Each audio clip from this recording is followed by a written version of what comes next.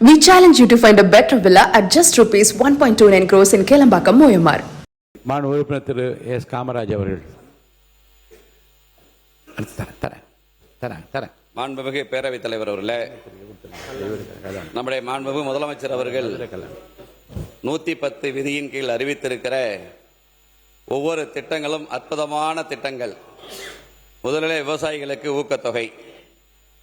இன்றைய காலை பால் கொள்முதல் என்றவுடன் எங்களுடைய தொகுதியில் போகிற போக்கெல்லாம் மன்னாரில் மிகப்பெரிய பால் உற்பத்தியாளர்கள் கூட்டுறவு சங்கம் இருக்கிறது.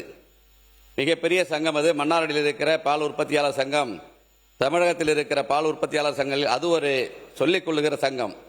அங்கே பால் உற்பத்தியாளர்கள்லாம் முதலமைச்சரிடம் நீங்கள் சொல்லுங்கள், நீங்கள் பேசும்போது முதலமைச்சர் உற்று நோக்குகிறார், சிரிக்கிறார், அவரிடம் சொல்லுங்கள் என்று கோரிக்கை வைத்தார்கள்.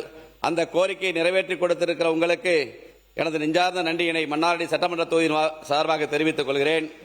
இன்றைக்கு அறிவித்திருக்கிற 110 விதி அற்புதமான திட்டம்.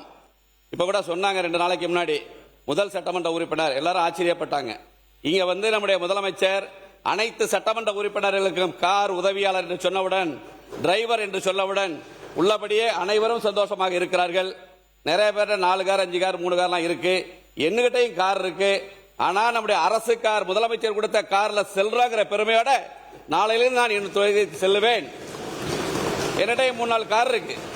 ஆனா நம்முடைய தமிழ்நாடு முதலமைச்சர் கொடுத்திருக்கிற காரில் தொகுதியை சுற்றி வரும்போது அதற்கு இருக்கிற ஒரு கெத்து, அந்த எம்எல்ஏ கெத்து, முதலமைச்சர் அவர்களுக்கு நெஞ்சார்ந்த நன்றியை தெரிவித்துக் கொள்கிறேன். வணக்கம். We challenge you to find a better villa at just rupees 1.29 crores in Kelambakam, Moyamar.